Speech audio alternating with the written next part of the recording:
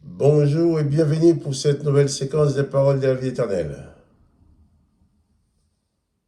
Nous sommes aujourd'hui le mercredi 26 avril 2023. Moi, Marc Joseph, je suis encore venu te dire tout simplement que Jésus-Christ est avec toi pour toute cette journée. Je veux seulement te le rappeler. Tu le sais certainement déjà, mais je vais appuyer sur le fait qu'il a fait la promesse et Jésus est fidèle à ses promesses. Il t'a choisi pour être avec lui et pour que lui aussi soit avec toi. Souviens-toi, n'oublie pas. Je ne sais pas ce que tu vas vivre aujourd'hui. Je ne sais pas de quoi ta journée sera faite. Mais je sais une chose, c'est que Jésus-Christ est avec toi tout le long de cette journée. Cultive sa bienveillante présence dans ta vie.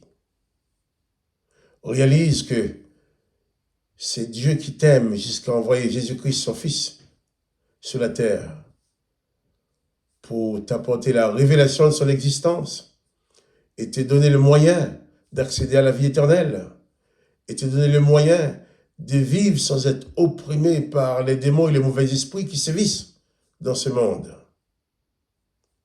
Il t'aime. Il t'a envoyé Jésus.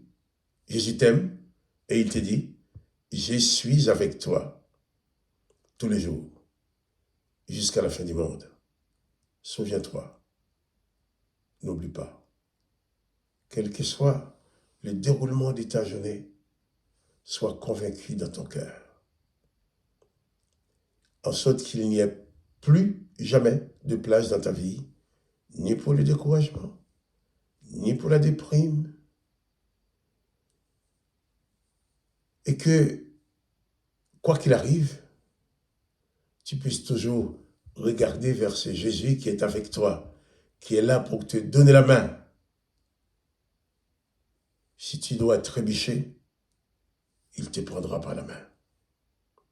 Si quelqu'un veut te combattre, Jésus-Christ se mettra de ton côté. Il te donnera la victoire. Seulement, écoute sa parole.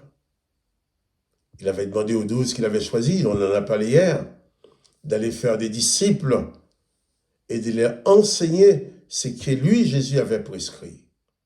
Je vais bien souligner, Jésus n'a pas demandé d'enseigner ce que Moïse a prescrit, ce qu'Élie a prescrit, ce que David, Salomon ou Samuel a prescrit.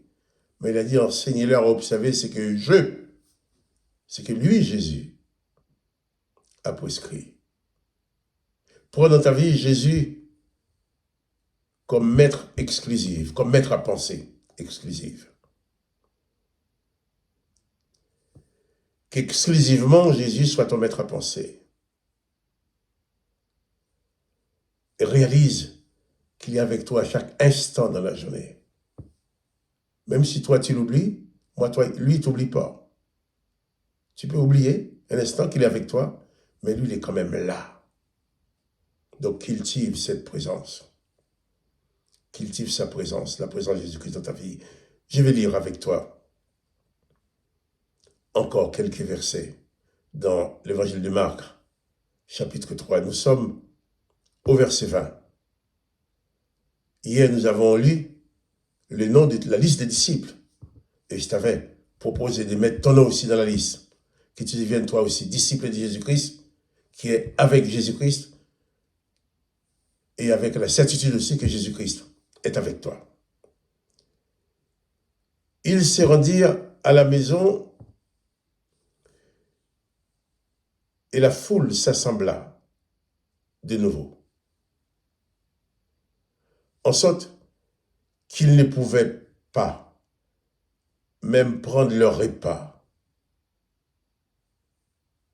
Vous vous rendez compte?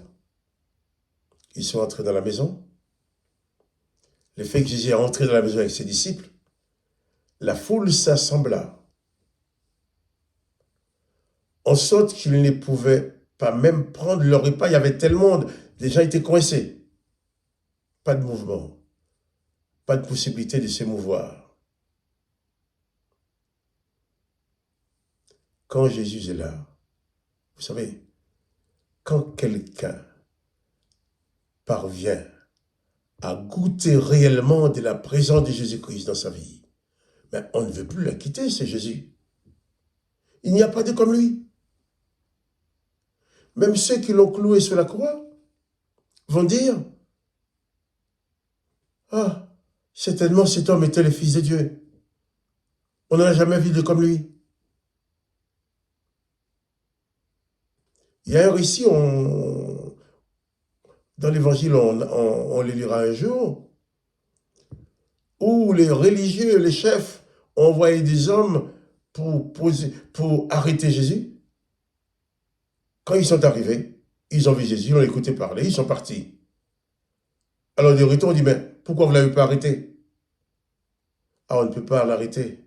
Jamais homme n'a parlé comme cet homme. Il ne pouvait pas. Ils sont arrivés pour arrêter Jésus. Ils ont entendu parler Jésus. Et ils ont été conquis par la parole, par la puissance de la parole. Ah non, jamais homme n'a parlé comme cet homme-là. On ne peut pas l'arrêter. Si aujourd'hui, tu expérimentes de la présence de Jésus-Christ dans ta vie, tu ne voudras jamais t'en séparer. Moi, aujourd'hui, on peut me séparer de tous les gens que j'aime, mais personne ne me sépare de Jésus. Que ce soit ma femme, mes enfants, ma famille, mes amis. S'il y en a l'un qui vient me conseiller de me séparer de Jésus-Christ, je préfère m'éloigner d'eux.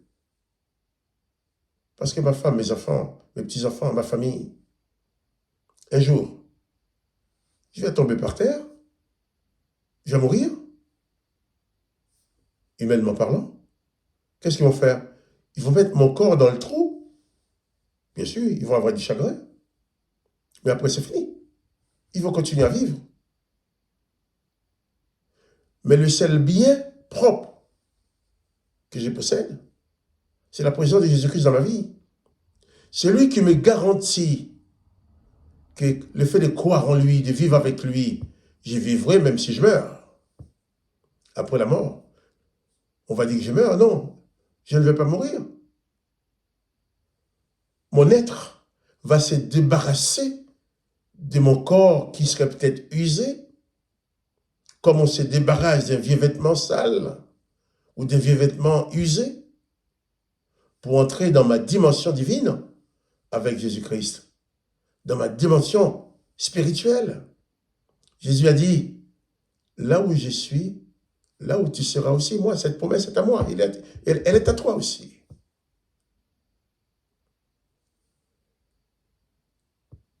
Goûte de la présence de Jésus-Christ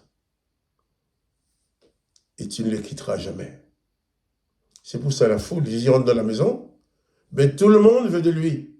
Ils sont tellement coincés au point de ne pas pouvoir se mouvoir pour prendre leur repas.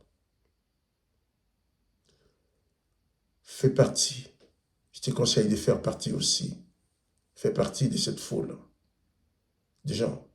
Tu ne vois pas Jésus physiquement, mais entre dans la foule des disciples de Jésus pour le suivre, pour vivre avec lui. Car lui, il promet d'être avec toi tous les jours jusqu'à la fin du monde. Et rien ne pourra te séparer de lui, même pas la mort. Souviens-toi, n'oublie pas que Jésus-Christ est avec toi durant toute la journée. Que son nom soit béni, que toi aussi tu sois béni. Quant à moi, Marc-Joseph, je te dis encore, à demain pour une autre séquence des paroles de la vie éternelle. À demain.